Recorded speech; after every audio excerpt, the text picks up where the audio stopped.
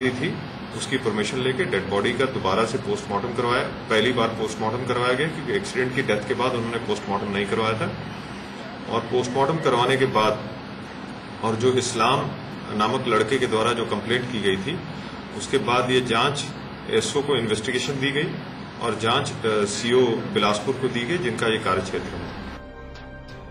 Police ने भी इस्लाम की बात गंभीरता से ली और प्रशासन से मंजूरी लेकर कब्र से रूबीना की लाश निकलवाई गई।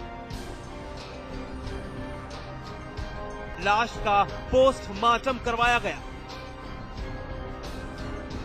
और जो हकीकत आई वो चौंकाने वाली थी, क्योंकि एक्सीडेंट के बाद भी रूबीना के साथ मारपीट की गई थी। उसके बदन पर चोट के निशान थे।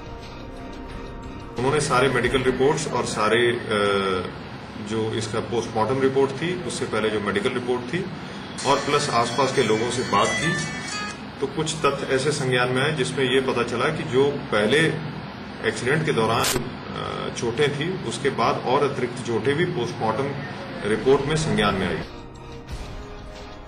कब्र खोदकर रूबीना की लाश निकालना और फिर पोस्टमार्टम रिपोर्ट का सच पुलिस को भी हैरान कर गया। रूबीना की मौत से पर्दा उठा तो गांव के लोग भी सन रह गए। फिलहाल पुलिस ने रूबीना के एक भाई को गिरफ्तार कर पिता समेत बाकी और आरोपियों पर मुकदमा दर्ज कर उनकी तलाश शुरू कर दी है। के बयान के दौरान आए हैं और बाकी जो तहकीकात हुई है, जो जांच हुई है, जो इन्वेस्टिगेशन हुई है, उसके दौरान आए हैं, उनके खिलाफ कार्रवाई की जा रही है।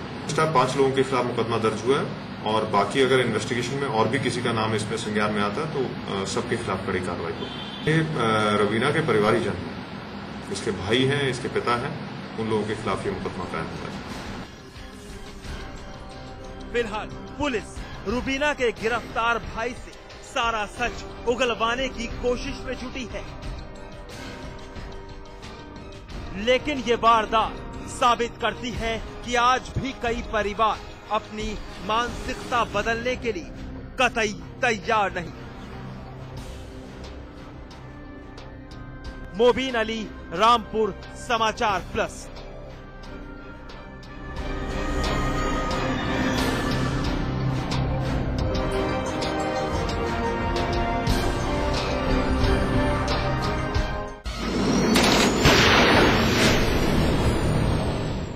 वो शिक्षक नहीं था, फिर भी शिक्षक बन बैठा। अपनी बीवी के बदले स्कूल में जाकर बच्चों को पढ़ाता था। लेकिन अगर वो शिक्षक होता तो सभ्य होता, उसे अपनी जिम्मेदारी और पद की गरिमा का एहसास होता और उस वारदात को अंजाम नहीं देता, जो शर्मनाक तो है ही, साथ ही दर्दनाक भी। जी हाँ, उस शख्स की कारगुजारी 4th क्लास में पढ़ने वाली उस बच्ची की मौत का सबब ना बनती।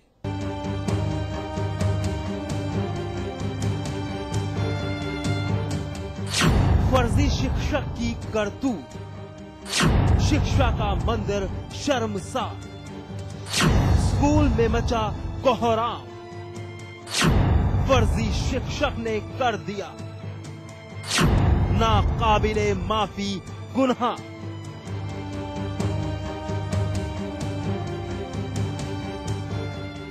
मासूम से दिखने वाले इस शख्स को जरा गौर से देखिए। ये आज पुलिस की गिरफ्त में है क्योंकि इसका गुनाह ऐसा ही है जो माफी के काबिल नहीं है। आप भी इन जनाब की करतूत से वाकिफ होंगे तो कहेंगे शर्मनाक है। वाराणसी के चौबेपुर थाने में खड़े इस शख्स का नाम अनुज सिंह है।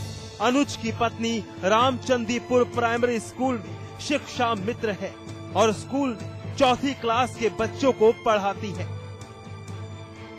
बस यहीं से इस शख्स की शातिरी शुरू होती है। अनुज अक्सर अपनी पत्नी की गैर हाजिरी में फर्जी तरीके से स्कूल में बच्चों को पढ़ाता था। ये सिलसिला तब तक बदस्तूर जारी था जब तक कि इसके हाथों एक गुनाह नहीं हो गया, जिसकी वजह से चौथी क्लास में पढ़ने वाली एक छात्रा की मौत हो गई। वो बाहरी मास्टर है, पढ़ाती थी, उनकी औरत पढ़ाती थी, वो जाकर पढ़ा रहे हैं। जो स्कूल का है, जिसका नाम में एडमिशन किया है, वो पढ़ाएगा कि दूसरा आकर पढ़ाएगा। अनुज हालांकि अपनी पत्नी के बदले स्कूल में बच्चों को पढ़ाता था, लेकिन वो खुद को सभ्य बनाए नहीं रख सका और ना ही एक शिक्षक की जिम्मेदारियों को सीख पाया। अगर ऐसा होता तो वो शव में तब्दील हो चुकी इस मासूम की महज एक दिन स्कूल नहीं आने पर जमकर पिटाई नहीं करता। ये पिटाई इतनी जबरदस्त थी कि 2 दिन बाद उसकी अस्पताल में मौत हो गई। अब अनुज पुलिस गिरफ्त में है, लेकिन इतना सब होने के बावजूद वो खुद को निर्दोष बता रहा है। गया था विद्यालय पे एप्लीकेशन देने के लिए मंडे को, वहाँ सब बच्चे खेल रहे थे, मैं बच्चों को हटाने लगा। तब तक वो बच्ची नहीं हटी, उसको भी 1-2 पड़ाका मार के मैं बोला जाओ अंदर जाओ। उसके बाद वो चली गई अंदर, बैठी दिन भर रही, 12 बजे तक क्लास में रही। मैं चला आया एप्लीकेशन देकर घर, फिर दूसरे दिन रात को 11:30 बजे 7 तारीख को तो मर रही है। और मुझे बचाने के लिए ऐसा उसको पहले से ही मिर्गी आती है। अब मामला पुलिस के पास है, जिन पर हकीकत को सामने लाने की जिम्मेदारी है, क्योंकि इस मासूम की बेवक्त मौत हुई है। हालांकि पुलिस ने मामले में मृतक छात्रा के घर वालों की तहरीर पर अनुज सिंह को गिरफ्तार कर लिया है। नीतम के पिता, कुमारी नीतम निषाद के पिता पप्पू का ये कहना है कि उनकी पुत्री को दिनांक 6/8 को उन्होंने एक दिन स्कूल न जाने के कारण उसकी पिटाई कर दिया। फिर उसके बाद उन्होंने इलाज करने के लिए डॉक्टर के यहाँ ले गए। उसके बाद दवा इंजेक्शन वहाँ उन डॉक्टर के द्वारा दिया गया। फिर दूसरे दिन जब हालत उनकी और गंभीर हुई तो चिरई गांव PSC पर ले गए और वहाँ बता रहे हैं कि उनकी लड़की डॉक्टर ने मृत बताया। बहरहाल पुलिस ने छात्रा के शव कब्जे में लेकर पोस्टमार्टम के लिए भेज दिया है। साथ ही अनुज सिंह पर गैर इरादतन हत्या का मामला दर्ज कर लिया है। लेकिन जिस तरह से चौथी क्लास में पढ़ने वाली एक छात्रा उस शिक्षक के खौफ का शिकार हुई है, जो असल में शिक्षक था ही नहीं, उससे तो सरकारी शिक्षण संस्थान में मौजूद शिक्षा पर लोगों का भरोसा और कम हुआ होगा।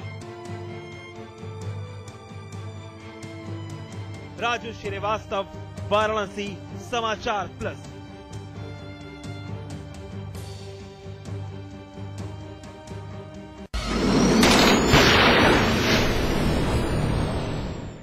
अब एक ऐसी खबर जो आपको हैरत में डाल देगी।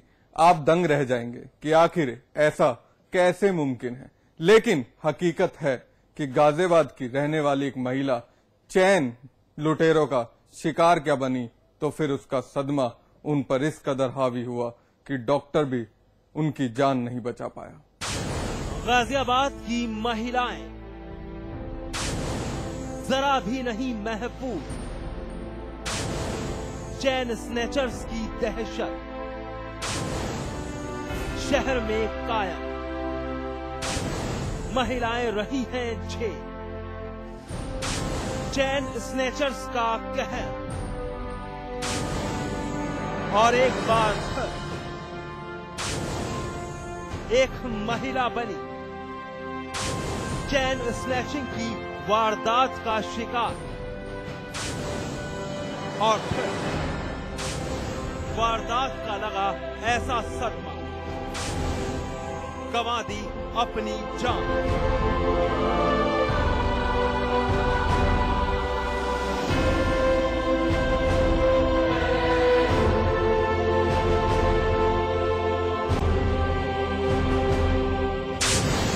गाजियाबाद पुलिस सो रही है। कुंभकर्णी नींद उस पर हावी है, टूटने का नाम ही नहीं ले रही है। लेकिन दूसरी तरफ महिलाएं रोजाना वारदातों का शिकार बन रही हैं। कोई सुध लेने वाला नहीं। चैन स्नैचर्स स्नैचिंग की वारदात आसानी से अंजाम दे रहे हैं। महिलाएं त्रस्त हैं क्योंकि पुलिस ध्यान ही नहीं दे रही है।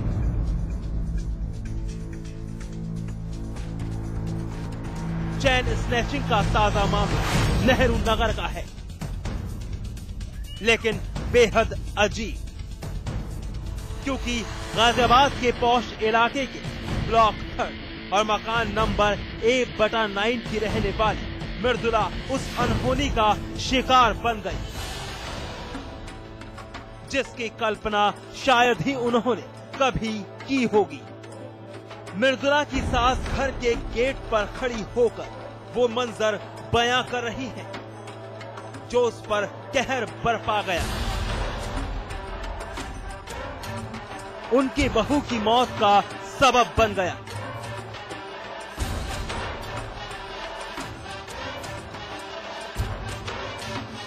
अपना सामान अपने आप रखती थी, उसके बच्चे रो रहे हैं,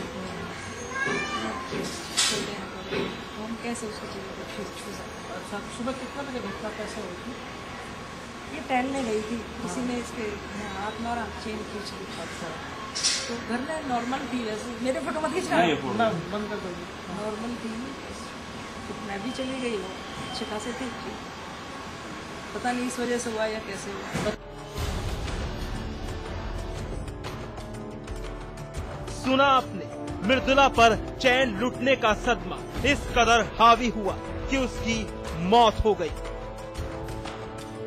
मृदुला की सास के मुताबिक वो सुबह के वक्त टहलने निकली थी, लेकिन चैन स्नैचिंग की वारदात का शिकार बन बैठी। मृदुला डर गई थी। मृदुला को गाजियाबाद के यशोदा अस्पताल में भर्ती भी करवाया गया, लेकिन फिर भी उन्होंने दम तोड़ दिया। डॉक्टर भी मौत की वजह पहली नजर में सदमा ही मानकर चल रहे हैं।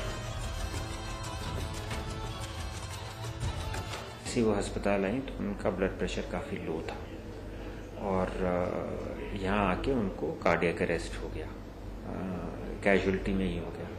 हमने उनको रिवाइव किया और अपनी हमारी हार्ट यूनिट है उसमें एक बलून पंप भी लगाया जिससे ब्लड प्रेशर सपोर्ट हो। एंजियोग्राफी की कोई ब्लॉकेज नहीं थी, लेकिन जो दिल की मांस था वो एकदम बैठा हुआ था। महिलाएं चैन स्नैचिंग की वारदात का लगातार शिकार बन रही हैं, लेकिन गाजियाबाद पुलिस आंकड़ों की बात कह रही है। साथ ही ये तो मान रही है कि मृदुला की मौत सदमे से हुई, लेकिन ये नहीं स्वीकार कर रही है कि सदमा चैन लूटने से लगा। देखिए, जहाँ तक लॉक्ड हार्ट सिंड्रोम की बात है तो डॉक्टर बता पाएंगे कि चैम्बर की स्थिति क्या है, हार्ट की स्थिति क्या है, लेकिन हम इतना जानते हैं कि कार्डियक प्रॉब्लम है। जो आपने शब्द इस्तेमाल किया है इसका सीधा सीधा संबंध हृदय रोग से है, और ये हृदय रोग साथ की स्थिति में कितना घातक हो सकता है तो डॉक्टर बताएंगे। घटनाओं में कमी लाई जाए, और कमी आई है। पहले जितनी घटनाएं घटती थी उन घटनाओं की तुलना में चैन स्नैचिंग में काफी कमी आई है। ये हमारे आंकड़े बताते हैं और ये पब्लिक बताती है। बहरहाल पुलिस चाहे जो भी सफाई दे, लेकिन गाजियाबाद में बढ़ते अपराध का ग्राफ किसी से नहीं छिपा है। वारदातें पुलिस के दावे खोखले साबित कर रही है। लेकिन क्या होगा उस राज्य का जहां पुलिस अपराधी के आगे बेबस है। बी जमा, गाजियाबाद समाचार plus.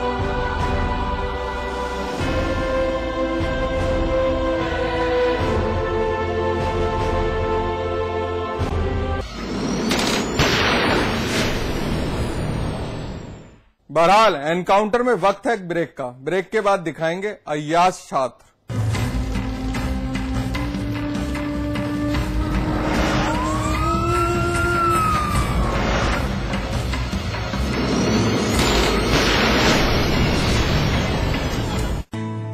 India's largest university with 25,000 students from 26